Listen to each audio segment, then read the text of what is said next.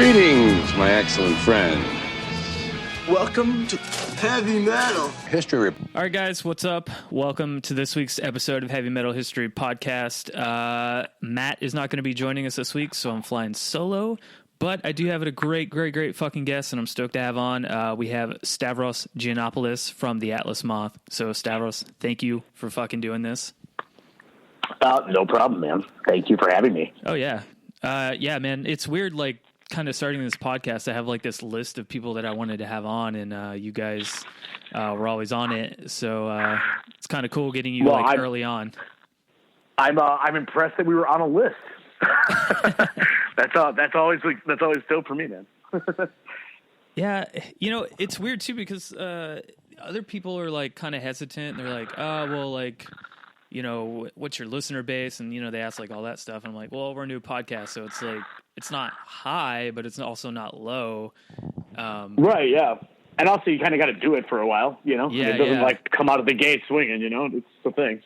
Yeah, it's been fun though, man. I've enjoyed like what we've been doing. I mean, like I said, I told you, I started a year or so ago, started listening to pro wrestling podcasts because I was sick of listening to music, you know, all the time. It's like so damn encompassing, and like, especially when I'm writing a record, which I've been doing for 2 years now at this point, like it's really hard to care about other music, you know, during that time. So all I do is listen to podcasts. So Yeah, this is my first foray into it, which I'm kind of stoked about. It's cool too because there's like a podcast for everything. Like I have like a mountain of stuff that's all like different stuff that I'm into, and it's like, oh man, I always feel connected to these interests that I have because of podcasting. And you're right, if you don't want to listen to music all the time, they're like the perfect thing to like replace that. Oh, it's great, yeah. You know, and the funny thing is too is that there's not. I do have a few close friends that are into wrestling, you know, but my girlfriend like will be in the car with me while I'm listening to my wrestling podcast, and she always refers to me listening to my friends. That's who she hears me talking about wrestling to mostly, you know, so it's kind of hilarious. But yeah, man, I'm all about it. I'm a big fan of the whole podcast world, so I'm stoked to be on one finally. Yeah, I mean, you were on Mike Hill's podcast a long time ago. I remember that. Oh yeah. You're totally right. I all respect to Mike Hill on that. I did do that one. It was a long time ago. It was a while ago at this point, so I haven't been on one since then. I'm pretty positive. Yeah. So I guess to kind of get into it, man, you know, the thing we always like to start off with, what are a few records that really kind of got you into not only playing guitar, but like maybe metal as well? You know, like let's just like talk about them, pick them apart a little bit, and what your take is on them. So I could say that like there's definitely like, you know, probably like 5 records that always come to mind whenever I have to answer a question like that, you know? Yeah. To go back, the earliest record that made me feel like, you know, this is something I was interested in was And Justice for All. Okay. Obviously, that's probably a typical choice, that of Master of Puppets. But my sister, I have 2 older siblings, much older. And my sister was a big metalhead. She got 11 years on me. Oh, so, wow. So when I was 5, she, for my birthday, gave me a cassette Walkman, as people did back then. And she had an extra ticket to Metallica on the Justice tour. And I was 5 years old, and she took me to that shit. Holy shit. That is probably the most epic 5-year-old thing to do. You know, my first concert was, you know, Metallica on Justice, thanks to my awesome older sister. So, and granted, you know, like, I don't remember anything, you know. I remember, like, thinking that it was cool and, you know, being excited to be part of, like, you know, my sister's cool friends, you know, group gathering, you know, and shit like that. But that record will always, oddly enough, because people will, you know, talk shit about it to me, but that will always be my favorite Metallica record just because of that, you know. I mean, it doesn't have Cliff on it, and I get it, and that whole 9 yards, but that one's really important to me. So it makes sense. It's really funny, man. The 2 records that we always hear that got people into it, and it depends on like what year they were born. It seems like is either Ride the Lightning or And Justice for All. Like never really not Master of Puppets. No, I have not heard of Master of Puppets yet. That's disgusting.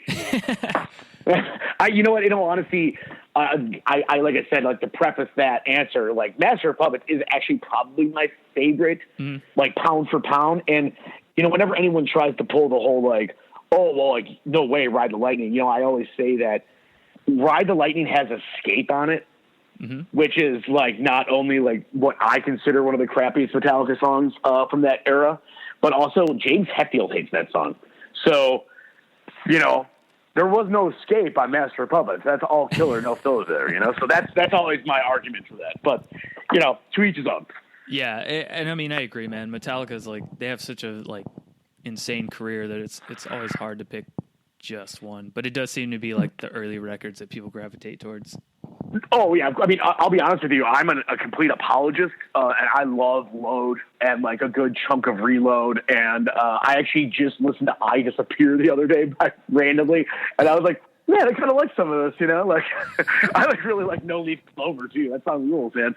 But, I mean, like, I'm a huge Load fan, too, which kind of, like, blows people's minds. But that band is, it's not for everybody. And I'll tell you what, I always go by the old adage, like, if you're getting strong reactions, whether it's negative or positive, it could be worse. People could like nothing your band, they could not give a fuck. So like, hey, I'm all about, I'd rather be hated than just nothing.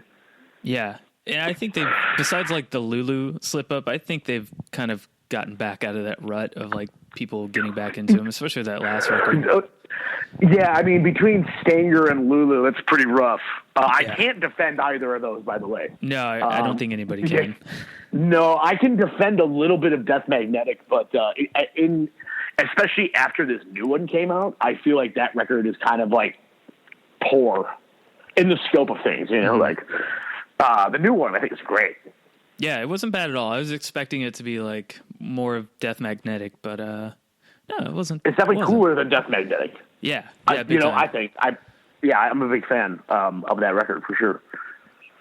So what is I mean, do you just like when you listen to And Justice for All, is it like front to back, you don't care, like the whole album fucking rules, or is it just like, is there one song that sticks out to you on it that you're like, this is the one? So like you listen to a record, and like, so like particularly take this for example, right? Like when I was a kid, I can't really remember this to be honest with you, like, but I'm assuming, watching the One video, I'm sure One was like my favorite song, right? Yeah. But like as you get more into a band or as you get older and you start like paying attention to the deep cuts on the records, like those ones like really start, sticking out, especially because you haven't heard them like a billion times. Like when I put on Justice nowadays, I absolutely skip One.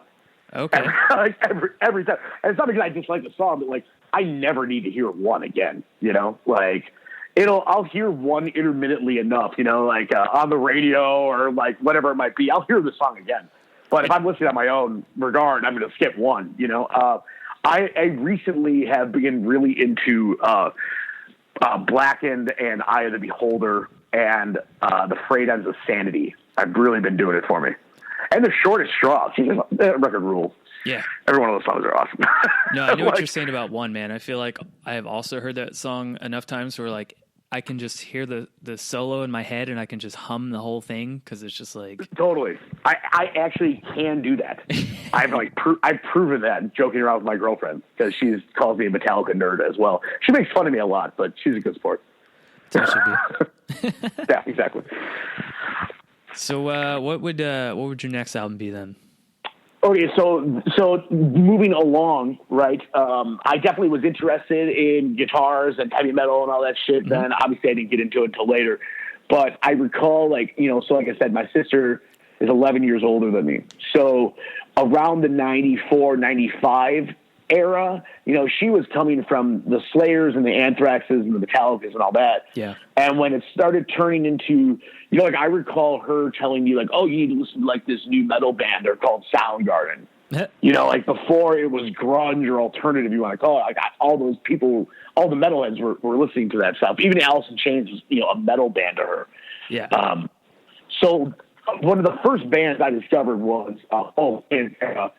and Sepultura, who were like a bit too heavy for her, like around the Far Beyond Driven era and around like Chaos AD, Beneath the Remains. Like that was, that's like death metal, which she wasn't into, right? Yeah, that song Nomad on Oh, Jesus. Every time I hear that song, yeah, I'm like, ooh. So good. Way ahead of the Dude, time. it's awesome. Totally, yeah. So, like, I would actually, I won't say Far Beyond Driven just because I always prefer the Great Southern Trendkill myself, but definitely Chaos AD would be a huge one for me. You know, it was the first time that, like, I had truly recognized all screaming vocals being totally fine. Yeah. You know, like, that was not out of the question to just scream the entire time and not try to do anything, you know. So that record still, and to this day, if I put on, you know, KSAD, I just lose my mind. I'm like ready to mosh. Yeah, that is definitely, man, I agree so much. It's weird, like, because I will listen to the album for like months at a time, and then I'll forget about it for quite a while, and then I'll come back to it. And I'm like, why did I stop listening to this? Like, yeah, every time I'm like, why is this not in regular rotation? You know? Yeah. Like a couple years ago, I decided to like write down a list of like super important records I needed on vinyl, and that was like within the top 3. And I'm like, why don't I fucking have that? You know. That is a good one. Yeah, it's hard to track down. Like I mean, depending on like what your level of collecting is, if you're trying to track down like an original, that's a pain in the ass. Oh yeah, dude, I can't even like really. It's funny, man. Like I buy vinyl. I don't really call myself a collector. Mm-hmm. Like I basically only will buy vinyl nowadays, but I also will only buy physical music that I absolutely love. Yep. You know, so like I buy a couple records a year. You know, I try to limit it. Like I collect a lot of shit, unfortunately. For better or worse, I have a lot of bullshit around my house. I'm in the same boat, man. I got too crazy with like the vinyl collecting to where I was just buying everything, and my collection just got like insane. So now I've been like pulling back all the stuff that I impulse bought, and now it's like I'll buy like 1 or 2 things that I really, really want a year, and that's it. I can't do it anymore. Dude, it's like the thing too, man. It's like, and especially like you were saying, you do graphic design. Like the most annoying thing in the world to me is sitting around doing design on my fucking laptop and then having to get up every 22 minutes to flip a record. Yeah, you know, it's like, and it sounds so like I'm being a lazy asshole, but the fact of the matter is like it does take time out of my work. Yeah, you know, like in that groove. Spotify. Yeah, and Spotify works awesome. Yep. You know, Bandcamp is great. You know, I mean. I love getting my friends' records, you know, like I'll always take one of my buddies in a band's record if they want to give me one. Just because they're my friends, you know, and I'm into that, and I'll always trade them a record if they want one. Like if one of my buddies in a band wants to trade their vinyl for mine, I'll always do it, you know, and I'll always take one. But to go out there and like at one point I was like pre-ordering new records coming out on vinyl that I hadn't even heard, you know, and then it's like, there's nothing worse than getting the record like, well, this is good, but how many times am I fucking dropping a needle on this? Yep. You know, like, you know, that sucks, you know, and also like, oh, hey, I really like 4 songs on here. Oh, great. You know, like I'm stuck listening to this entire record I don't like. Like I'm not going to, you know, sit there and find the tracks on a vinyl. You must be kidding me. I don't have that kind of patience, you know? So I'm definitely a little picky on the vinyl collecting nowadays. Also, I've moved a lot in the last couple of years and that shit sucks. Yep. That was the big thing that made me slim down is I just moved a few months back and I was like, holy shit, I have to pack over 250 records. I never want to do this again. I'm pushing like 1,000 and I'm like, fuck this. And a lot of it too is like, I worked at a used vinyl store in high school for all 4 years. So we're talking like 98 to 2001. So like in that time, dude, no one was buying vinyl. And I had a 40% discount, right? So, like, we're talking like, you know, Dark Side of the Moon mint original press was like $8. And then my 40% off made it almost free because no one gave a shit about vinyl in the late 90s, early 2000s. Yeah. So you know, so that's why I started. Stuff. Dude, I did, yeah, because no one gave a fuck about it. You know, like I have like 4 copies of Garage Days just because they would come in and I would buy them, you know, but like still, like, it's just like, I was maximizing my paycheck, you know, like I would get paid $5.75, whatever minimum wage was back then. Yeah. And I would literally just be like, oh, hey, payday, let me just sign my check back over to you and go out there and I can buy 40 records or 10 CDs, you know, like I'm going to take the 40 records, you know, so like I have a lot of bullshit like that I can't even get rid of. Like, you know, I'll try to sell them, like the stores are like, yeah, right, dude, like I'm not taking this. So what's your like prize record that you have then? The one that you're like, holy fuck. How about this, dude? Fantastic segue without even knowing this. My next record I will put on this because it's probably my it probably fluctuates between my number one record of all time between this and the next record I talk about. Mm-hmm. But my girlfriend bought me the original press of White Pony by Deftones. Oh, yeah, which is like they only made it for I think they did it just for promo, because that's like 2000. They weren't really pressing vinyl, and it was just for promo. Has the opaque red jacket around it. Oh yeah, I've seen a picture of it. Yeah, once. yeah. There's only like I think 1,000 or 500 of them. Oh, and yeah, she did that, and she said she never had to buy me a birthday present again, and she's right. She doesn't need to. That rules. Yeah, man, some of those collectors ones, they get up there like insane amounts. I think mine that I've like tried to find forever, and I don't even know. I found it by accident, man. When I was living, I used to live down in the Bay Area, and the local record store near me, they had an original pressing of Typo Negative's Bloody Kisses.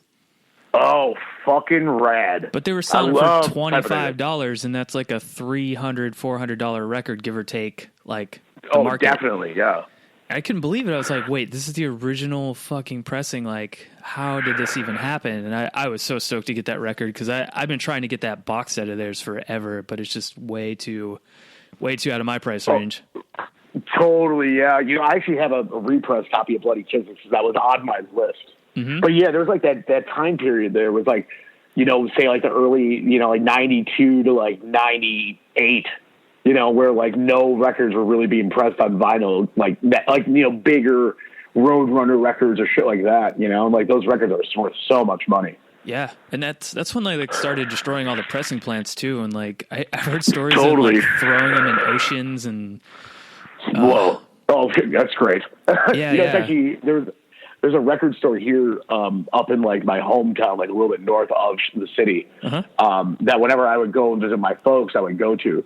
And I swear to God, the guy probably pays to keep it, open. The guy cannot be making any money in this little, like this rich small town in the northern burbs of Chicago. But I went up there one day and I looked in his like new bin, and he had 3 copies of Faith No More, King for a Day, sealed. Right. And I knew that hadn't been repressed yet. Yeah. And I was like, wow, like kind of like, and they were $13 a piece. And I was like, this is totally wrong. Like something's not right here, So I grabbed all 3 of them, and he goes, man, those have been sitting here since, since the record came out. And I was like, really? He goes, yeah, I got another 10 of them. I was like, I'm like, how about I buy them all and you give them to me for $10 a piece? And he sold them to me. So I was popping those up on eBay for quite some time. It was like, this is great stuff. I don't blame you. I was paying rent for a while there. It was like a kick ass. Thank you, Faith No More. I kept 2 of them too, just for the record. I'm not a total scalper. Hey, you got to do what you got to do sometimes. I've done it. Hey, man. Yeah, everyone. You got to survive, man. Actually, here's a funny story for you. I have absolutely no intention on selling it, but I do have a test press copy of your last album up on Discogs for like $200. No way, really? Yeah. I don't ever plan on getting rid of it, but I was like, let's just put it at a dump price to see if somebody's stupid enough to even want it. And then I'll be like, nope, sorry, not for sale. Hey man, I would take that $200. I can't, I've got to put it out there. I have a super big conscience though of like selling my own stuff like that. Like, yeah. I have a couple of copies of our Glow in the Dark vinyl for Ache, which people have like told me that they would give me $100 for, and I'm like, dude, I don't want to take $100 for that. That's shitty, like I got to draw the line somewhere. My moral code is at least somewhat intact. But Faith No More vinyls, fuck them, like let's do it. So the Deftones record, that's the one that's like your next one on there, White Pony. Yeah, that's a super important record, man. I was a huge Deftones fan from the minute they came out. Mm-hmm. And then, Around the Fur was, even more accessible to how old I was when that came out to my brain. It was like, oh, cool, and then White Pony came out, and I felt like it was the first time I was challenged. Okay. Like, hey, you really love this band, and it sort of still sounds like this band, but you would expect them to not go this direction, with their sound, you know, like, they could have just gone farther into the nu metal realm, like, cause that was what was selling. And I felt like they purposely were like, hey, let's not do that, you know? And it was kind of an eye opener for me, because at that point, like, I wouldn't have expected any band to ever want to do something like that, you know? And it showed, you know, and at the time when it came out, I'll even admit, like, I didn't know if I liked it or not, you know? Like, I don't think, you know, I would skip all, like, the dreamy tracks and just go right to the heavy stuff, you know? And then the more, you know, I listened to it, because, you know, back then you actually had to listen because you bought your CD that week or whatever, and you were stuck with it. It cost you money. Yeah. So you couldn't just, like, it's not disposable like it is now. You know, if I got put on a record on Spotify, if I don't like it in 10 seconds, I can turn it off. So, like, I was forced to try, you know, and the more I listened to it, the more it made sense. And, you know, like, the more I started recognizing, like, how, like, these other bands, you know, like, I'll be the first to admit that, like, you know, when the first Korn record came out, it blew my mind, you know, I was like, holy shit, Korn, you know, and then they just kept getting crappier and crappier in my ears.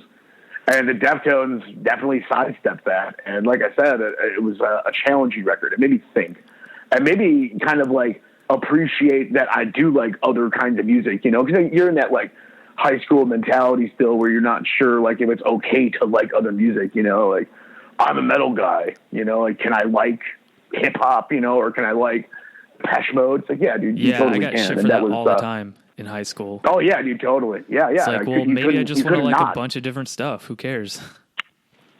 Yeah, like, what's it to you? It's a fucking opinion. Yeah. You know, like, maybe my opinion sucks, but it's mine, you know? Like, you can't, I try not to really talk about, like, argue with music with anybody anymore at this age, because I'm just like, yo, dude, like, I don't care.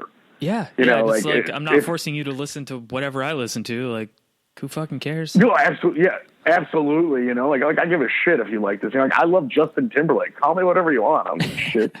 You know, like, shit's good, man. What do you want me to tell you? You're right about White Pony, though. That was such a huge, like, tonal shift for them that I am surprised that they. Well, in hindsight, I'm not surprised, but, like, thinking about how old I was at that time too, and listening to that record, it is surprising that they blew up as big as they did. But it worked totally, for a reason, you know. It's weird when you look back at it too, because, like, it seems like, and I think this is actually something that really relates to the Atlas Moth, actually, because we're all huge Deftones fans, number one.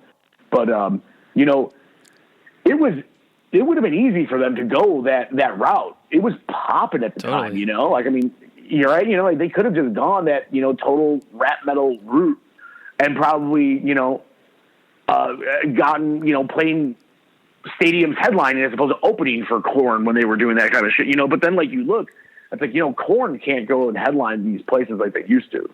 Nope. You know, like, they're doing festivals and they're doing smaller venues, just truth. And, you know, that kind of was the first time I, like, drew the line between longevity in this business. You know, that Deftones have never had to play smaller places, not once.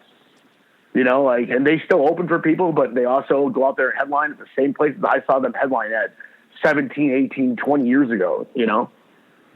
Yeah, and you know, I was thinking too, like, I'm trying to, like, collectively think about all their discography, and, like, I know for me personally, like, after their self-titled album with, like, the skull and the roses on it and everything, I stopped listening to them even around when Diamond Eyes came out, but then, like, I toured with a band a little bit myself, like, doing crew and merch and stuff. They were super into that record, and I was like, I don't know, like, I feel like I've grown out of Deftones kind of thing, you know. I was in that mentality of it, and then I fucking listened to that record, and I was like, wait a minute, why the fuck did I stop listening to the Deftones? Dude, you know, and that's actually a thing too, man. My second, like, as far as Deftones record goes, my number one is tied between White Pony and Diamond Eyes, actually. That record, I never gave up on Deftones. I always reverted back. You know, like, when the Self Titled came out, I was like, this is cool, I guess. Yeah. You know, like, I didn't get, like, all the tingly feelings that White Pony or Around the Fur gave me, you know, like. And then when Saturday Night Risk came out, the one after that, I was like, like, this is, I think, better, maybe, you know. But then you can tell, especially when you read about, like, all the shit they went through, like, during those records, and how they came back with Diamond Eyes, you can tell, like, they were definitely refocused on being a band. Yeah. And that record is super strong. Oddly enough, I kind of feel like their last record is actually my least favorite they've ever done. Oh, wow. I actually enjoyed that one quite a bit. That's hilarious. I wasn't super into it. It didn't grab me, but also, like, I have it on vinyl, Yeah. I'll probably get around to, the renaissance of it, but at first and to this day, I haven't really gotten a chance to revisit it, and it didn't really push all the same buttons for me. I think actually, now that I think about it, so when I used to work at a Hot Topic and it was on our player a lot, so it would just always come on, and when I first listened to it, I was like, there's like 2 good songs on it, but because it was like the only thing I could really like tolerate listening to in there, I just kept playing it, and I think I liked it because I just kept having to play it, and I was like, fuck it, I'm gonna listen to this today. It's whatever. It's better than anything else that's on here right now. So I think that's why I kind of like it. It just kind of got ingrained in my brain a little bit. What's funny too, man, is that I don't doubt that Stefan like denouncing the record beforehand had an effect on it in my brain, because I think that's a really shitty thing that he did. I mean, granted, like, all due respect to him, it's his band, he can do whatever the fuck he wants, but it definitely put a negative spin on the record immediately for me, because that happened before it came out, and I was like, well, that's weird. That doesn't sit right with me. And then what I read was there was supposed to be a different song first. They actually cut a song off of it in like the 11th hour. Oh. And and it was the first track. So, and historically, if you look at the original White Pony with Fet Sierra, or however you pronounce it, as a first track, that band's first tracks are the fucking jam. Like, that's like their bread and butter. Their track ones are always kick ass. Yeah, and you're right. So, the track one on the new one doesn't really like do much. It's just the weakest one, right? Yeah. Yep. Entirely. Like, you go through that catalog, dude. That's the weakest opening song they've ever had. So I'm really curious for eventually them to go through the vaults and start releasing unreleased Deftones stuff, and getting that track eventually. I'd love to hear it in context with the record, because I'm also a big I have to listen to something in the proper track listing to truly appreciate it. Mm-hmm. Yeah, because there's a purpose to that stuff. Absolutely, yeah. I remember downloading shit on Napster, back in the day, and it would come up not in the right order, and I would listen to a record and be like, I don't know if I like this, and then later on when I got the CD or listened to it, later in the right order, I was like, oh wait, this is fucking awesome, so. There's definitely something to be said about this missing song on that record, maybe tying it all together in my mind. Who knows? Yeah, I never thought about there that. There are some good tracks on there, though. I like that song with Jerry Cantrell a lot. That's a good jam. Yeah, I think, honestly, the songs that I like the most are the ones that have those really heavy, 8-string guitar parts where they're just, chugging along, and I'm like, oh, yeah, that's cool as fuck. Yeah, exactly, which is kind of, makes me think that maybe Steph needed a little more input on that record, because Diamond Eyes was blowing my mind with that shit. I was this is the heaviest guitar tone ever. I was so into it. Yeah, I ended up seeing them, luckily, in Europe while I was touring, and we were playing I forget what festival, but you know how it is when you have the passes and you can just go wherever the fuck you want. Oh yeah. So it was absolutely, during I take advantage of that like a motherfucker. Oh yeah, no, that's totally what I did too. I was on the side stage the whole time, and it was a little bit right after Diamond Eyes had kind of ran the rotation, but they were still mostly playing all the songs off it. So I was like, well, I've never seen the Deftones. I'm gonna go watch them from side stage, and it was seriously one of the most mind blowing things watching them at this insanely huge festival and just killing it. Dude, yeah, what's funny, man, is I've only missed, I want to say the number now is 3 Deftones shows in Chicago ever. Wow. Yeah, I've seen, and mind you, they were all post Diamond Eyes that I missed. Okay. And it was mostly because I was touring with the Atlas Moth. Yeah. But, there was a point where and it was during that point after White Pony. It started with White Pony and it went to the Diamond Eyes era. But there was a point in there that I've always said that they were my favorite band, and I've gotten friends of mine that don't like metal to really love the Deftones because, they're that kind of band. And I had taken friends to go see them in that time period between White Pony and Diamond Eyes. And I've been embarrassed to say that they were my favorite band. They were so bad. Oh. It was just such a bad set, and you could tell they weren't into it. And like I said, thinking back about it, it makes sense why those records after White Pony were so disjointed. They were a disjointed band. And then the first time I saw them on Diamond Eyes, I was like, holy shit. Like, it was like I was seeing them when I saw them with Around the Fur. You know, they were just like perfect. Yeah, that was a weird period. I think, like I said, that's when I just kind of like stopped listening to him as well. And it was just like, take it or leave it. Yeah. I'm a diehard, man. You know, like I said, I like flows. So, I mean, I stuck with them too. Hey, nothing wrong with that, man. Hey, man, I got loyalty, dude. There's one thing I have. So the other record, I got to throw it out there before you move on. Oh, yeah, no, man, go for it. Because it's super important to me, is Deloused in the Comatorium. Oh, yeah. By the Mars Volta. Yeah, those would be the ones I'd always go to. That's one band that I'm really bummed broke up. Dude, well, I'll tell you what, that band shit the bed right after that record. They were never that good again. Did you ever listen to, I think it's Octahedron? Yeah, man. You know, I've listened to every single one of their records, and nothing. And this is very possibly, like I said, just my shitty opinion.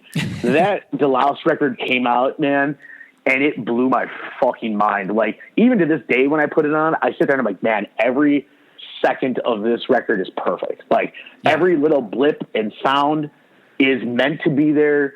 It's so well placed. It's excellent. You know, and then ever since then, I felt like they never had it. You know, they never had that kind of maybe foresight or luck, or maybe it was just, you know, the time period for them or what they were doing. Like, maybe they were on awesome drugs then and now they're not. I don't know, but fucking damn, that record is so hard to live up to. Yeah. In my No, I agree. I think Francis the Mute and the Bedlam and the Goliath, the two after that they don't live up to that album whatsoever. But man, there was something about when Octahedron came out that I listened to it and I latched onto it so hard that I don't think it's as good as Deloused, but it's got some really good lyrical themes and just like some really solid like structures of how they played and put the songs together that just blow me away every time I listen to it. It's got a really kind of a downer feeling too, I guess. You know, I'm going to have to go back with that kind of review of it. I'm going to have to go back and check it out because I definitely have listened to it for sure, but I can't tell you a moment off of that record. And if you're telling me that there is, you know, something that even sort of lives up to Deloused, I feel like I have to listen to it now, you know? Yeah, I mean, like I said, just my opinion. I'm not sure if it's entirely correct, but yeah, I don't know. It was just something that struck me, you know, like when it came out, I was like, oh man, I hadn't expected it to kind of be this good, you know? Right. Yeah, totally. You know what? I actually want to say that may have been the last tour I saw them on. Mm-hmm. It's possible. I don't really recall. I took Jess from Coalesce to their show, actually, because he lives here. And I had warned him beforehand because he was like, I love this band. It was like my favorite band. I'm like, dude, just for the record, like, they're going to come out here and jam for fucking 2 hours. So, you know, don't get too excited. Yeah. And then they wound up actually playing a bunch of shit off of Deloused and, like, not jamming. So I was like, whoa, wait, hold on. Maybe this doesn't suck. You know, and like, I think I went back and listened to it then. But I don't know. I can't recall if it did anything for me or not. Who knows? Yeah. Yeah, I guess it's kind of hard to, if you give up on it, to kind of be like, I don't remember it. Right. You know, the other thing is too, man, like I saw them on Deloused and they came out, they fucking did that entire goddamn record start to finish and it was amazing. Oh, I love when bands do that. Me too, especially when they only had that in the EP out, you know? Yeah. So like that like was like, dude, this fucking rules.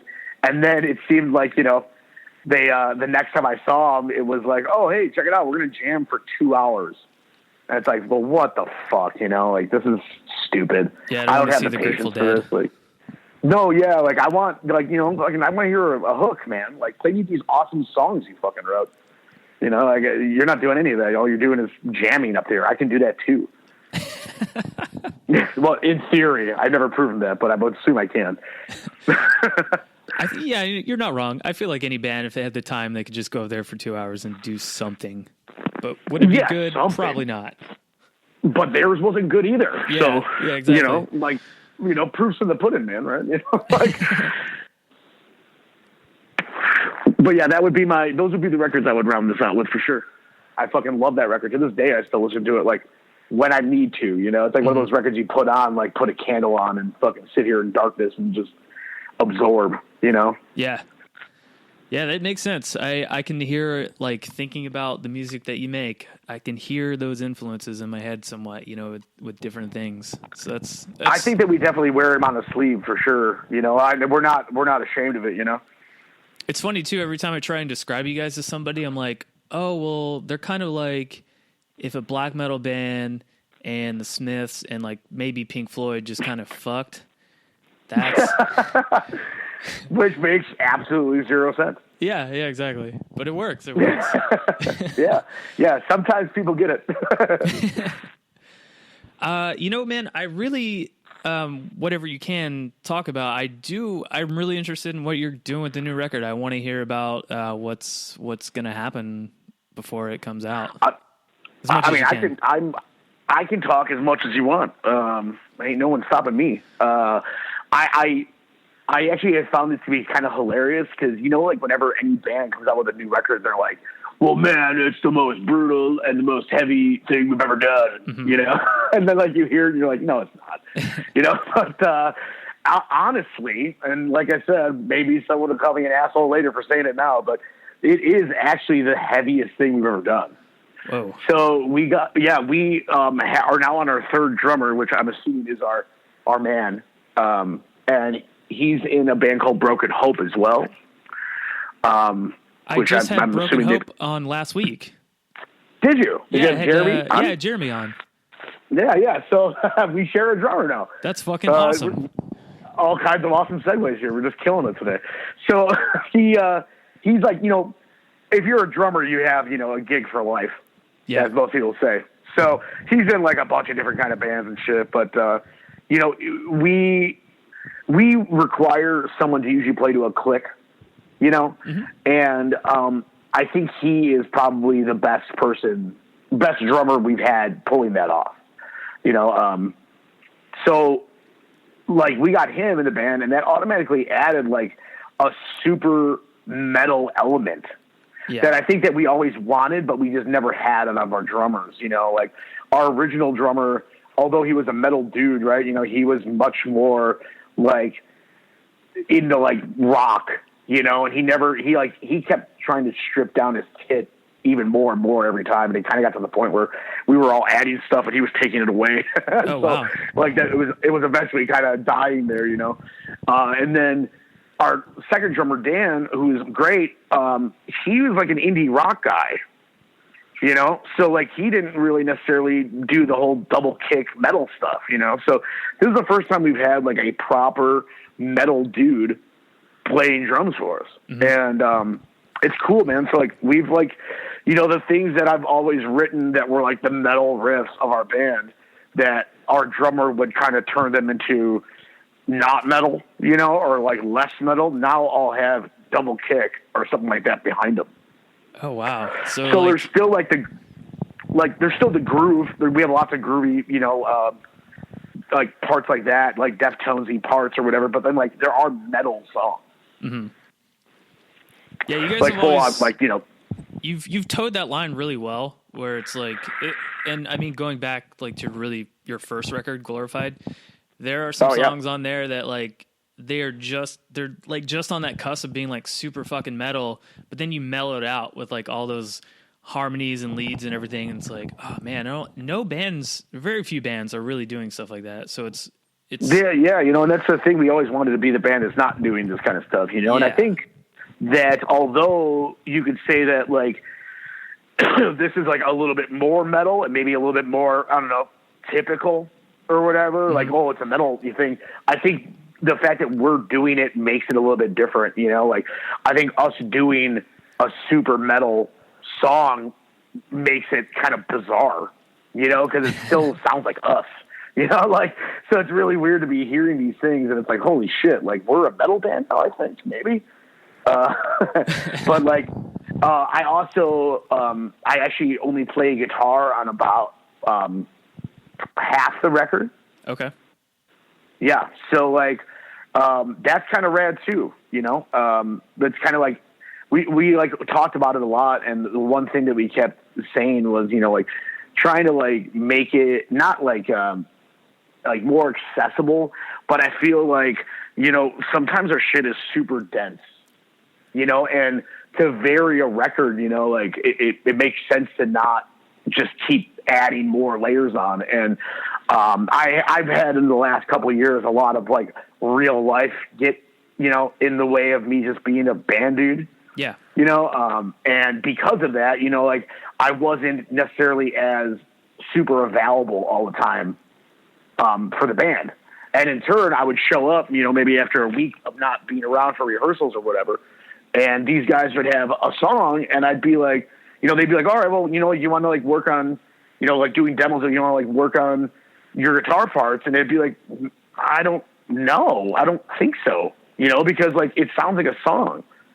Like what do I need to do on it if it's already done? Like I'd rather not like muddy it up just to have my guitar on there, you know, like I also sing, I can just do vocals, and it worked out really fun. You know, like there were times where it's like, yeah, I'm just going to put down my guitar and scream, you know, and it's cool to be able to kind of expand my, my scope of my vocals without having to worry about singing over it. Yeah. So like it was a conscious, or I guess it seems like an unconscious decision on your part just to kind of take that step back from the guitar around this time. Yeah, it was kind of like, you know, circumstantial almost, you know, it was like, well, I wasn't here, but you know, like, you know, what am I going to do in this song really other than, just double a guitar riff right here? You know, like if Dave or Andrew, the other guitar players, were going to write, and like you said, we have 3 fucking guitars, you know, I mean, there's a lot of guitars happening here, man. So like, if we're going to sit here and like just add, you know, if you're going to write these rhythm riffs, and what am I going to do? Just double it and muddy it up some more, you know? It's like, what's the point? You know, like, let's just roll with it and see how it goes. And, you know, like, there were times where on this record where, I think one of the songs particularly, I was like, yeah, I don't think I'm gonna play guitar on this. And then I wound up being like, well, wait, I think it needs some more guitar. And then that changed, you know, but there were other times where like, you know, like the thought was like, no, man, you should play guitar on it. And I went to, and everyone was like, well, I don't think we need it, you know? And it's like, cool. Like, let's, I mean, it's 4 records in, man. You got to start doing some different stuff, and you got to keep yourself excited. Yeah. So it's exciting for us to be able to do that. It's also good though, that you can like recognize where like, you know, it's too much and you don't need all that extra despite like what it sounds like or what it could sound like. And you're just making that smart decision to just like let the song be. Right. Yeah. Sometimes it just doesn't need to be written more. You can overwrite all day, you know? And I think that like when we were like, I think this is the first record where, you know, me and Andrew and Dave are the songwriters, right? You know, like I don't write drum or bass parts or anything like that, but like we're the guys bringing in the riffs or, you know, a riff, whatever it might be. And, you know, I think that this is the first time that like we all have been kind of like, oh, well, like, I don't really, you know, care how many songs I brought to the table. You know, like we're not referring to like it being like, oh yeah, that was my song.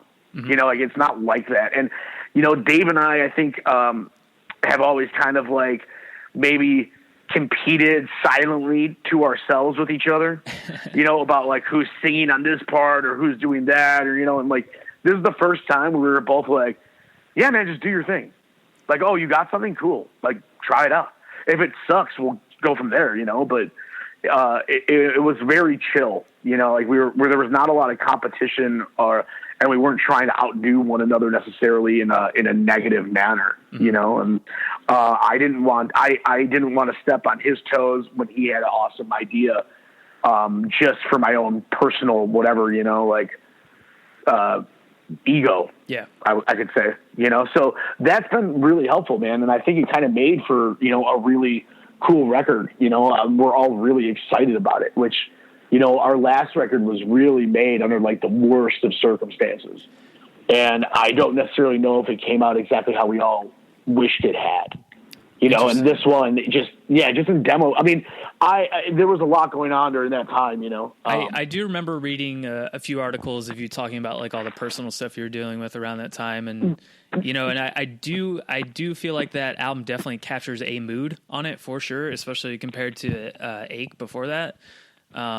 Right. Yeah, it absolutely does. But yeah. at the same time, this is just like my opinion. I do think you guys grew even more, like as songwriters and musicians, with every record, like every subsequent release. You guys have like done some crazy shit that I'm just like, fuck.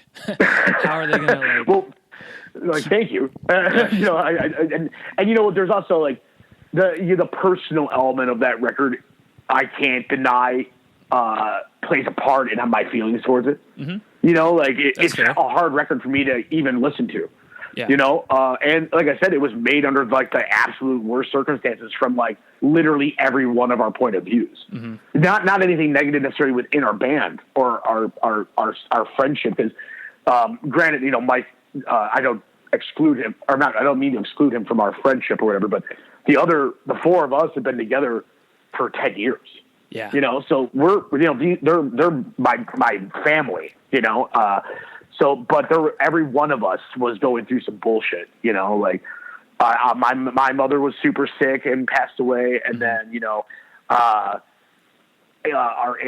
keyboard, guitar player, Andrew, was having double hip replacements, you know, the drummer at the time, his dad was, in a coma in Poland, you know, like it was wild, man. You know, it was not a good time for us, and we soldiered through, and I'm happy we made it through. And I'm not proud of that record, but I'm a lot more confident walking into. We start recording June 2nd, so I'm right on the cusp of starting to do this, and I'm walking into this a lot more confident and feeling like there's a real record here, really cohesive, and every song is great. I'm not questioning anything, you know, so it's nice to kind of have that feeling again, because I remember walking into Ache and kind of just being like, I don't even know what's happening right now. Like, let's just do this fucking record, you know. I got to keep my mind busy. So it definitely was a journey, man, and like this is almost kind of like the culmination of like years and years now. And I can see that. Yeah, man, it's taken a long time to get here, and there were definitely points along the way that I didn't know if we would get here.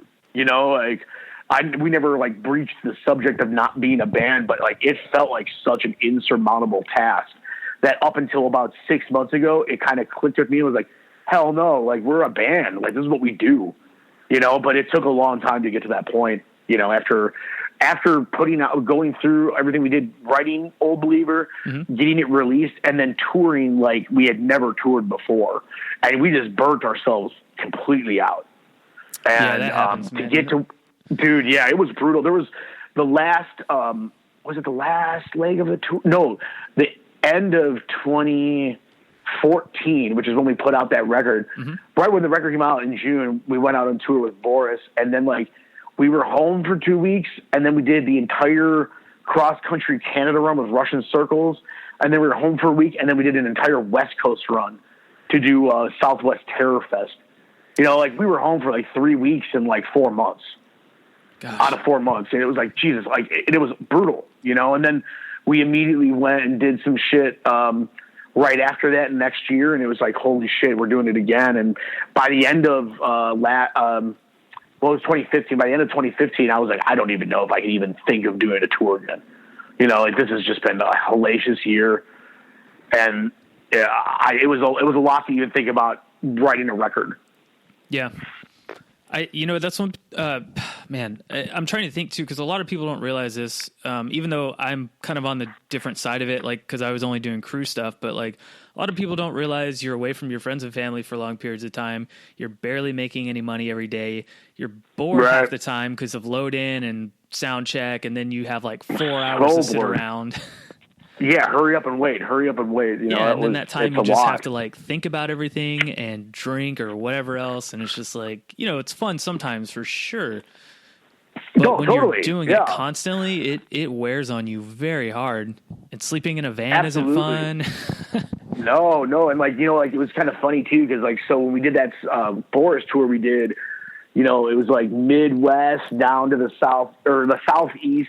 Started like in Atlanta, I think it started, and then we did all the way up to like the New York and the Eastern Canada, Detroit and Chicago, and Minneapolis is where it ended. And then we did Canada literally coast to coast, man. And, you know, we did Montreal all the way to Vancouver with Russian Circles.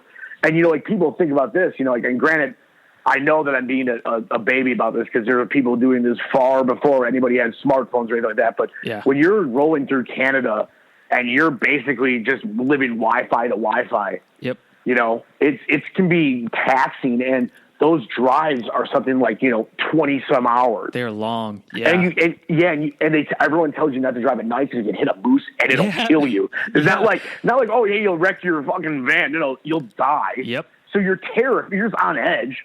You know, you can't like get any deals on hotels because you're driving most of the time. You can't use your internet to, you know, book something on Expedia or some shit. You know, it was a lot, you know, and then right after that, we came home for, like I said, like a week, and then we did the entire West Coast. And it was like, this is just stupid. You know, like, I don't understand why we're even doing this at this point. We basically went the length of North America twice in like 3.5 months. Yeah. Oh man.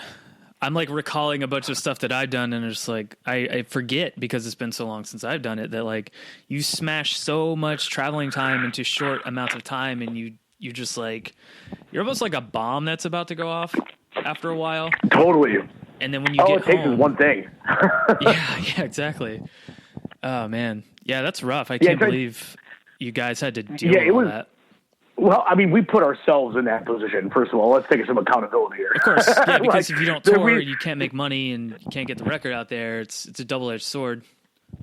Right, yeah, you know, and the other thing is, too, is I think that the one thing that we did learn is that we put a lot of effort and a lot of work into this fucking band at this point, and we can say no without, like, never getting a tour again. You know, like, when you're first starting out, it's like you don't want to say no to anything because you'll never know if they're going to come back around to you. Yep. You know, and, we should have said no to some shit. That's just really what it came down to. We were still in this mentality, and don't get me wrong, like, I know that there's still a lot of work to be done on my end, you know, but I know nowadays that if I say no to a tour, that's not the last time I'm going to get off with it necessarily, you know, like, I can't talk too much on that end, but, you know, I know for a fact that's not the case. You know, even just with what we've been talking about recently, there's been some talk about some shit that we may or may not be able to do, and I've already been told, well, it's not like this is, you know, the only offer you'll ever get from us. And it's like, all right, cool. You know, and we learned that then. We should have said no to some shit. It put a giant strain on our friendships. It put a huge wedge between our second drummer, and the rest of us, which wasn't fair to him. And granted, he was already walking into, like, the most sarcastic, ball-busting group of dudes of all time that, like, he didn't deserve all of the attention like he got because he was a new guy. We, like, Jason Newsted him like a motherfucker. Oh, shit. And, like, yeah, totally. I mean, I'll definitely take some responsibility and just kind of being a dick. But also, you know, like, it just put a tremendous strain on everything, on our personal, like, relationships, with everything, you know. And then we came home from that, and then it was like, all right, we need to reassess what's happening here, you know. And we wanted to, you know, switch it up. Yeah, you know, we needed a little recharge. I think we were, like, due for, like, one of those, like, interventions of what we were trying to do, you know. And now I think we're really taking this in the right mental capacity to look forward here. You know, like, we still want to tour.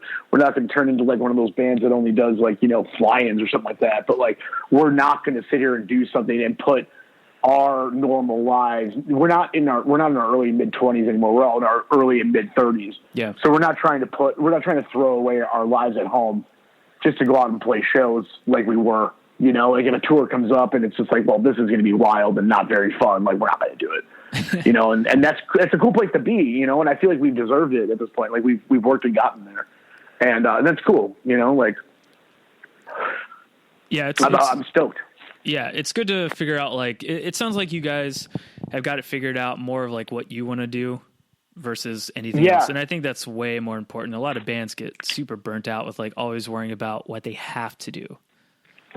Right, yeah, you know, and, like, isn't that the reason I wanted to fucking be, like, a fucking quote-unquote rock star or something like that when I was a kid, you know, like, freedom, you know? Yeah. Like, that was definitely a thing, dude, you know, and like, you don't, you know, and I also think, dude, like, I mean, I often, when I do interviews, people ask me kind of more about, like, business side of things, because I think I'm kind of known as being, like, a business dude at the end of the day here, too, because I do all of our business dealings, if you will. But one thing I've learned is, you know, like when we were coming out in like 2007, like, you know, before we put out Glorified Piece of Blue Sky, we were just starting to do it. Like the old adage was, yo, you want to be on a record label? Yo, you want to be a real band? Well, then you better tour constantly. Yeah. And like, I feel like that is an antiquated ideal, because I don't think that people are going to shows like they used to. I don't think that, I think that the fact that like we seemingly always tour with really cool bands, people will wait until we're out again on a better tour. Yeah. You know, like if we go out there and headline, I definitely think that people will skip our show if we've already been to their city 3 times, you know. And that's just like, we got to think about it, you know, and I've seen it with bands that we kind of came up with around the same time, you know, like if like they're still out there touring a ton, it's like, yeah, check it out, man. When you were here once a year, you know, or twice a year, it was sold out. But now that you're here the 4th time, how many people are here?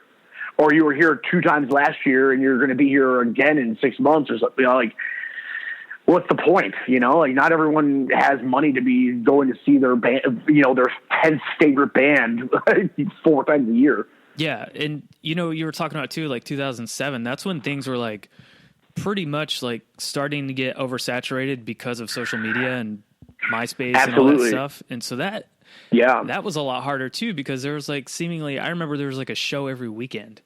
It's like, how the fuck am I going to go to all these? Like, there's no way. You just got to wait, you know? And also back then, if you think about it too, there was no streaming services, you know? So like, it's not like right now, if I looked at any venue in Chicago and saw bands playing and I didn't know, I can go open up my laptop and go and hear them right now and decide. And that wasn't really the case back. Even for like our first 2 records, even in 2011, there wasn't all that much accessible streaming stuff. Yeah. No, you know, there was still YouTube. There wasn't a Spotify yet, I don't believe, you know? And that's the thing, man. It's kind of like, hey, like people decide, you know, like, it's not just like, oh, I'm going to go, I don't know what this band sounds like. Let me check them out. You know, I never heard them. You know, like you can instantly make that decision if you're going to go to that show or not. Yep. So like you're losing that kind of like haphazard, like I never heard of you guys and I decided to come out to the show. You know, people are deciding that shit beforehand, and that's their prerogative. You know, I do it too. I can't really blame them. You know, but things have changed. You know. Yeah, and I think a lot of that is due to, you know, you don't want to spend 30. Well, that's at like a bigger show, I guess. Let's just say like between $15 and $30 on a show, and half the bands aren't really what you want to listen to. You know. No, absolutely not. And you know, the other thing is too is like, you know, how about this? Like, not to, you know, to my own horn, but you know, I don't really often pay for shows, if ever. Yeah. You know, I usually know somebody or I know all the promoters here, yada, yada. But guess what, man? That's not me. That's not a free show.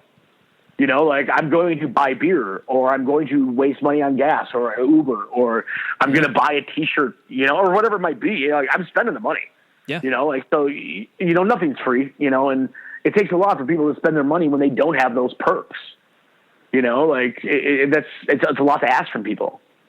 Yeah. And you know, what's funny too, is I see people all the time, at least in like people I kind of know, is they would prefer to go to like a crazy big, like festival type show than just wait for like half the bands that they want to see go on like a smaller tour and pay less money. And that always has confounded me. Yeah, dude, listen, that blows my mind because, like, unless I'm playing a festival, I won't go to one. Yeah, same here. Oh, like, that's just, it probably sounds whatever, pretentious or whatever. The fact of the matter is like, I've seen a million shows. Mm-hmm. You know, I can't take in that much music anymore. And, you know, like you said, I'd rather go to see that band I really love play for an hour. Yeah. And then have them play for 45 minutes in the middle of the day or like a half hour at 2 p.m. You know, it sounds ridiculous to me, you know, like. You're going to be paying like double the amount of money for their merch and stuff. It's crazy. Yeah, totally. You know, like we've like obviously become really good friends with the Gojira guys, you know, and like when they put out their new record last year, we went and saw them. There's a fest here nowadays. I think the second one is this year. I think it's the second one. It's called Chicago Open Air. Yeah. And we saw them on that, and it was cool. You know, it was like, oh man, Gojira killed it. They're always a good band, you know. And then we went and saw them last week. They were here with Opeth. And like, dude, their show was so much better. You know, it was like in a club and there was lights and videos and it wasn't 5 PM. You know, like why wouldn't you want to go experience when they have the control over how you're supposed to experience it as opposed to being a part of something that they have no control over, you know? Yeah, you're missing out on a big chunk of like how the band sounds and plays and, you know, their whole overall presentation. Absolutely. And especially with like, I think like a lot of like whatever you want to call like, you know, the more thinking man metal bands, you know, like the post metal or whatever you want to call it. I don't know. I haven't kept up with terminology in a few years at this point, but you know, those bands visual and like presentation is a part of it. Yeah. You know, like it's not just the music, you know, they're trying to give you an experience, and it sucks to see that stuff taken away, you know? So I couldn't imagine being like, oh, I have the choice. Like, I'll do this. Fuck that. You know, but also once again, though, like I'm not paying for stuff. And I guess if you're paying for something, it makes more sense to buy a $45 festival ticket or a $50 festival ticket than many $25 tickets, you know? Yeah. Yeah. I see both sides of the coin. I just know, like, personally, I'm just like, man, I don't want to do that. Even to go into, like, I'd rather Summer Slaughter is a lot for me. It's like, that's a lot of bands in a day. You know, I went to one of those to go and hang out with the Ocean a few years back, and it was like the worst time I ever had, you know? But they played at like 2 PM. The last thing I ever want to do at 2 PM is have some asshole scream into a mic in front of me. You know, like it's the worst. I was on a Summer Slaughter touring one year, and it was probably like the most grueling thing I've ever had to do is to basically work like 15 hours a day. Oh, you know, like just because load-in's so early, and all those bands have to play, and you have to be there all day to watch like all the merch and crew and, you know, do all this stuff. It's just like, this is not fun. No, you get like the shit under the stick too, where like you're not the cool guy. No, yeah, you know, nobody knows who I am. You're selling the t-shirts, man. Yeah, exactly. You know, like no one's like giving you a beer. You know, like sometimes that always sucks, man. Yeah, it happens. The people in the know. I buy merch, guys. I know. Yeah, people in the know. Yeah. But yeah, the majority of people aren't in the know. That's the thing. Drew, yeah. But man, it's, I miss it sometimes. But when I think about that, I'm like, no, I don't want to do that again. I'll tell you what, I went and saw my buddies in Wolfhammer the other day here, and I was sitting around. It's been a minute since we've toured, you know, and it's been nice to finally take a break after so long, admittedly.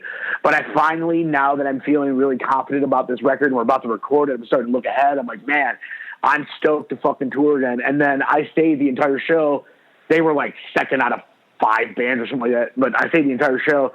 And afterwards, when I was like about to leave, they were starting to load out, and I was like, oh, right. Like, that blows, you know? Like, I don't miss that for sure, you know? Yeah. Like, but, you know, you take the good with the bad. There's nothing I like more than playing.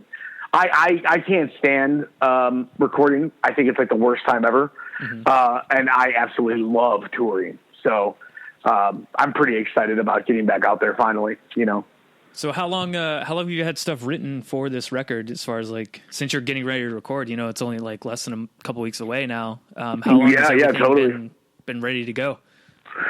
So we have probably a record and a half that we wrote intermittently. It's kind of a little blurry right now. I want to say the first song that I wrote for this record made the record.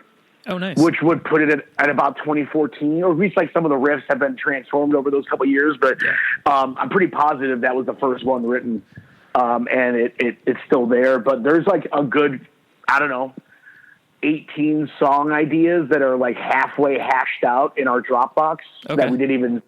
Yeah, so it's been like, dude, this has been since Old Believer came out. We had ideas, and we started working on stuff. So, and there's a bunch that we basically scrapped in this time period to keep writing, because I thought we started thinking that we were really hitting a stride, which I think that a majority of this record is newer material, but it took a year and a half or so to get there, you know?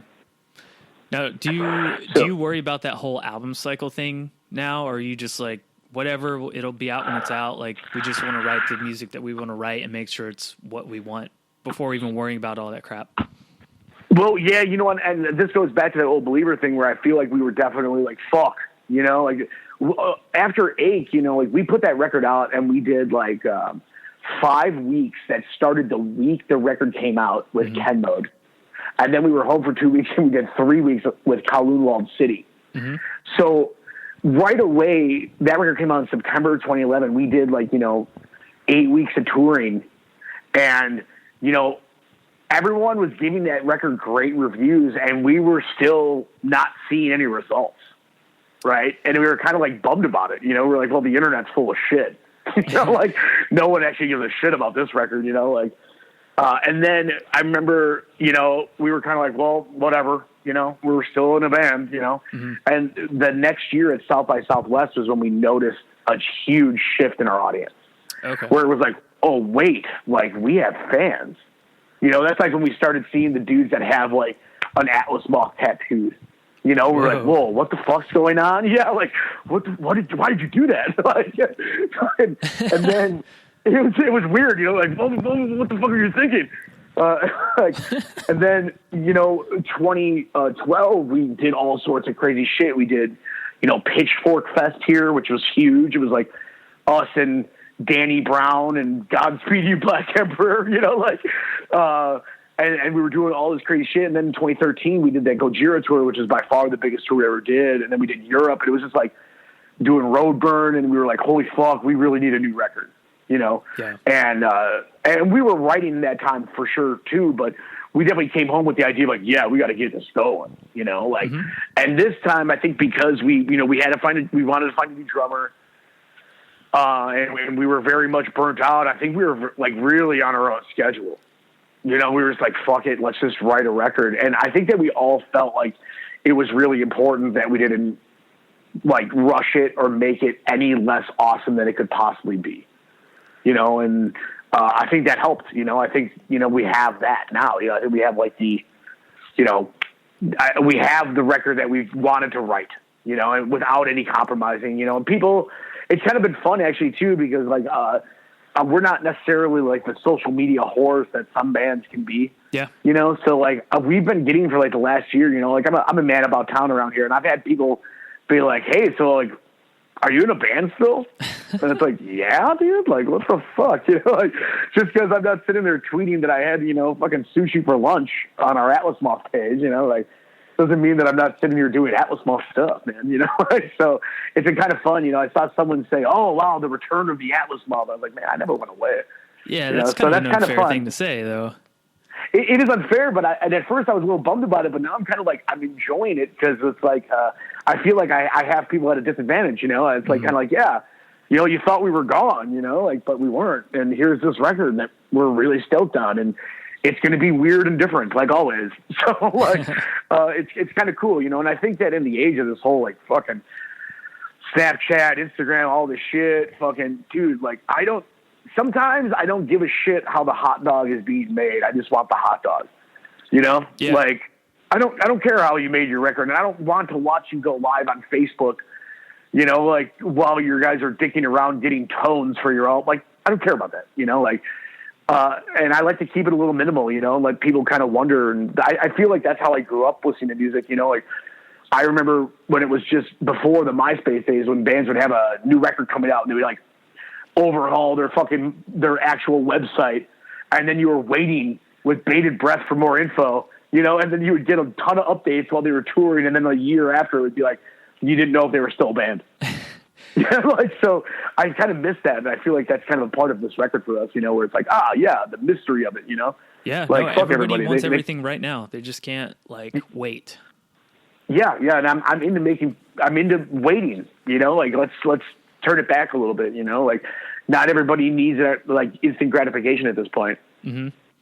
And I feel like, too, also, man, if you really give a shit, like, just be patient. The band will put out music when they're going to put out music, and your waiting will be worth it. Yeah, and I think that's the one thing I think you can count on us that at least we're going to put out something that's not like total fucking garbage. You know, I think that we have at least that a reputation that if we're going to put out a record, it's going to be something. You know, and that's cool, man. I think that that's kind of missing a little bit too. You know, like I don't want to release a record every year anymore, and I don't want it to be. In all honesty, too, talking about new record stuff, I don't know. We're shooting for a late fall release, but there's a very good possibility this comes out spring next year. Yeah. And if that happens, that happens, you know? Like, but I'm not going to rush it, and I would prefer everything to be right.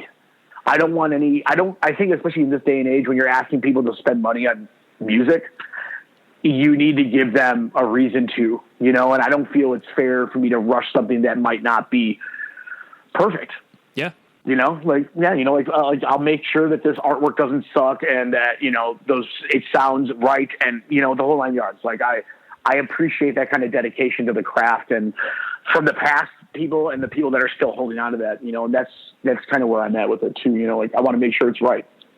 I mean, I will say too, especially with the last record, the artwork that you guys put for that is phenomenal. Like all the little, thank you. Like even that little water trick that you guys had on the CD sleeves, that's something that most bands aren't doing. That's thinking outside the box a little bit, and that was some cool shit to have. Dude, totally. That even came about because I had been in touch with Storm Thurgerson, who I'm not sure if you're hip to the name, but yeah, he's the guy. Yeah, so did all the Pink Floyd and those Zeppelin covers, Mm-hmm. And while we were on tour with Intronaut in Europe, he fucking died, and I was heartbroken because I'd been emailing him, and he was ready to do the Old Believer artwork. Oh, man. For, and I was sitting here like, dude, I will totally max out my cards if I need to, put in my own money to do this just to have that, on my belt, like that I had an album cover done by that man, And when that died, it was like, well, I got to do something Storm would have done, and that was kind of the idea with that paper, But now, also, mind you, as far as the new record goes, I'm going to go minimalist because there's no way I can top that. So, we were talking about, dude, I don't know what you could possibly do. I'm like, I can't do anything. We have to go minimal. So, it's cool because it's going to suck compared to that, That's fair. I mean, that was some good cover art, but minimal's not bad either. No, I'm assuming that my minimal is probably pretty maximum to a lot of people too. I'm pretty sure our stripped down is pretty fucking, layered. So, you got to take it all with a relative grain of salt. Yeah. Are you still doing the Chrome Wave stuff, or is that just kind of a one-off? No, we actually, so Jeff Wilson, that's kind of like his baby, and I'm just kind of living in his world with that one. Okay. And it's a fun world to be living in, don't get me wrong. But, he moved from Chicago to Olympia, and our drummer Bob oh no shit, really? Yeah. Crazy. Yeah. So he lives there, so you can go hunt him down. He's around. He moved out there. Bob's in Indiana. We've talked about getting something together, but when you're not hanging out all the time and it's not as easy as coming on over to each other's apartments, it's kind of tough, and like I said, I mean, between like all the personal things that I've been very vocal about, and Atlas Moth stuff, he right now has stuff happening for Chrome Wave's full length. Nice. But he's been like, yeah, I'm just going to keep working on it until you tell me you're done writing for the Moth thing. Because there's nothing dumber to me than to write two sets of lyrics at the same time, right? That's a little bit, that's thinning out, the depths of my waters, if you will. I'd rather focus on one, especially just lyrical content wise, I don't want to double up on themes or, not put all I can into it. So as soon as we wrap this thing up and I don't have to sit here and freak out about Atlas Moth lyrics, and I don't have to worry about recording them, I'm going to start working on the vocals for a new Chrome Waves. Nice. Yeah, because I think stretching yourself a little thin there is, kind of hard. Well, it's stupid. Once again, I'm a slave to quality, and that's something I don't want to. Like I said, I can't imagine. I wouldn't necessarily pay for something I know that was half-assed. So why would I expect anyone to pay for something I half-assed? Right? Yeah. Yeah, it's funny. I did end up. I bought one of his records. I can't say it because it's in French, but it's Le Chant Funérable. I don't know. Yeah, totally. Yeah. I can't say that either. So I'm with you. I bought it on a whim, randomly, because I was like, oh, all these people are in it that I like, so I just fucking bought it, and I was like, oh, it was cool. It was a cool little project. Just to have other stuff from him. I like totally. I like when guys in bands do things outside of their normal band, side projects.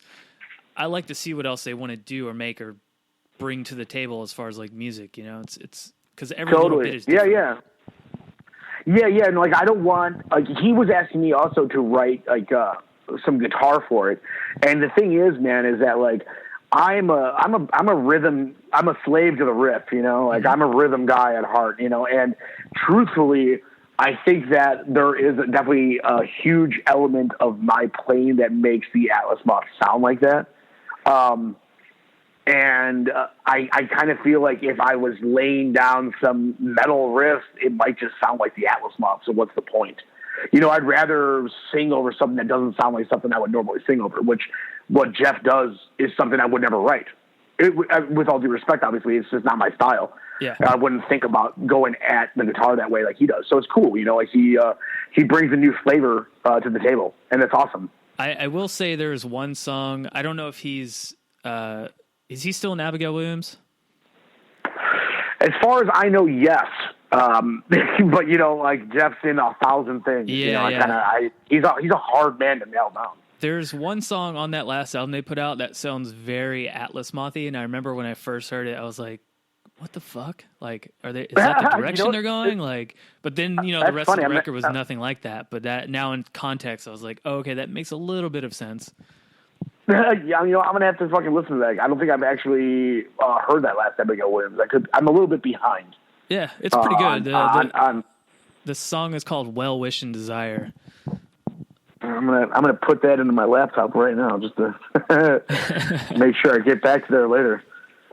Yeah, it was funny. I mean, that happens, you know, and like everybody's like kind of coalescing like that. It's like some inspiration is bound to come from somewhere.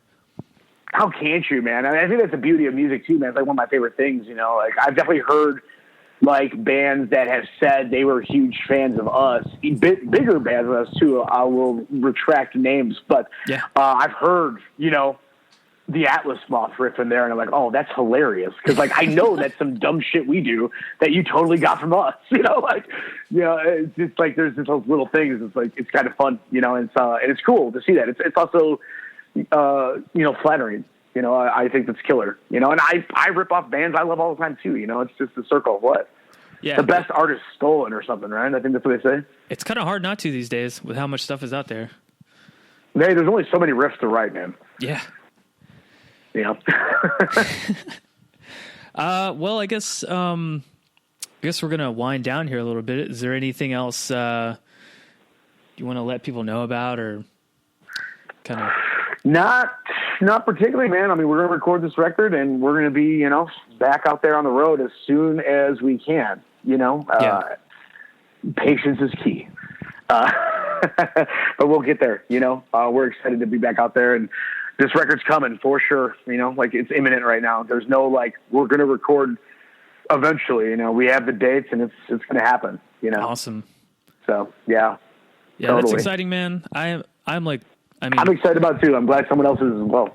Yeah. I feel like I've been waiting a while, but patiently. You know, I think that's you have for me personally. Like, if I really like a band, I'm gonna wait, even if it's like 10 years for them to put out a record. Like, whatever, it'll be great when it comes out. I'm not like one of those people that needs it immediately. I'll tell you what, though, on that note, and I'm with you on that, I don't plan on taking this long to write a record again. Yeah. But, you know, there was a lot of extenuating circumstances, you know. Yeah. And who knows, maybe we'll have a record quicker because we have so many damn ideas still sitting around. So, who fucking knows? Well, cool, man. Did we become best friends? I mean, I think so. We didn't talk about comic books. But, yeah, let's have you on again when you got some free time, and we'll just do like a full-on comic book episode. I'll get my co-host on. He's into comics as well, and we'll just like deviate for an episode. Maybe we can do like a Spider-Man review thing when it comes out, because I'm sure I'm going to have some very strong opinions on that motherfucker. I'm down with that. We can plan for something like that. I'm always down for a regular old chat about other bullshit, you know. So cool. Let me know if we can go over the MCU as a whole. Yeah, especially after Guardians. We should do that. Yeah, I have very strong positive feelings about Guardians of the Galaxy too. So I'm prepared whenever you are. Cool, man. Well, I'll keep in touch, and we'll plan something out. Cool, man. Sounds good. You got the number. Yeah, definitely. And thanks for having me on, dude. I appreciate it. Yeah, absolutely. It was fun. I enjoyed the fuck out of this. Yeah. Always do. Me too, man. I had a good time. Cool, man. Well, I'll talk to you soon. Right. And that was this week's episode of the Heavy Metal History Podcast. Look out for the Atlas Moth either at the end of this year or next year, whenever that may be. Be fucking patient. Right. Yeah, exactly. Patience is a virtue, my friends. you.